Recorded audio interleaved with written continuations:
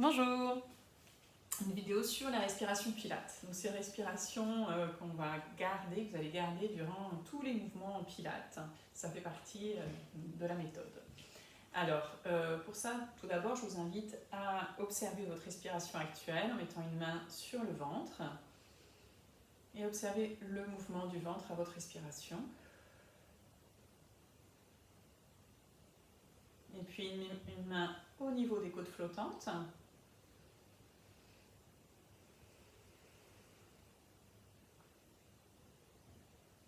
Et la main du bas, remettre en haut, au niveau des clavicules, pour observer le mouvement de votre respiration.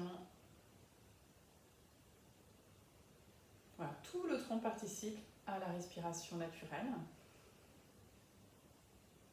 En pilates, on va plus particulièrement s'intéresser à la respiration thoracique basse, au niveau des côtes flottantes. Donc vous pouvez souffler, resserrer les côtes et inspirer. Repousser. Alors plutôt en pilates, on va plutôt inspirer par le nez et souffler par la bouche.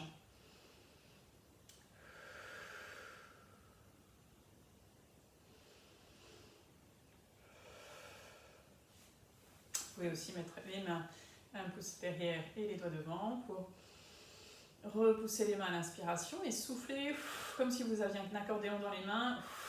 On resserre les côtes et inspire, on repousse les mains et souffle.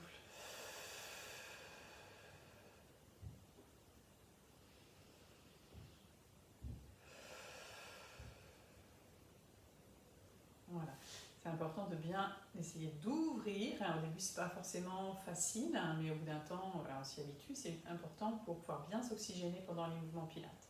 Par contre, au niveau du ventre, dans la respiration pilates, on va garder le ventre immobile. Donc je vous invite aussi tout d'abord à souffler le plus possible. Rentrer le ventre. Là, vous êtes obligé de contracter le transverse pour faire ce mouvement.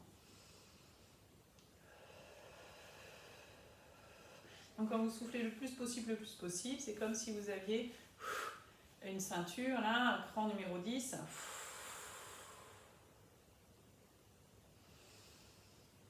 Vous pouvez maintenant aussi essayer de faire partir la contraction du bas et pour remonter le ventre. Comme si vous vouliez mettre un pantalon un petit peu trop serré. On inspire et quand on souffle, on remonte, on avale le nombril. Là, vous engagez, voilà. Vous pouvez engager justement aussi le plancher pelvien. Maintenant, si on reprend donc notre petite ceinture, là, quand on souffle au maximum, on est au cran numéro 10 et on va desserrer la ceinture, décontracter un petit peu le transverse jusqu'à avoir une contraction un peu de 30%. Ce qui va permettre de garder la contraction durant les mouvements. Et donc avec la respiration un peu plus haute, le ventre est immobile. Vous pouvez mettre donc une main sur le ventre, une main sur les côtes. Et cette fois-ci, la main sur le ventre ne bouge pas. Et voilà.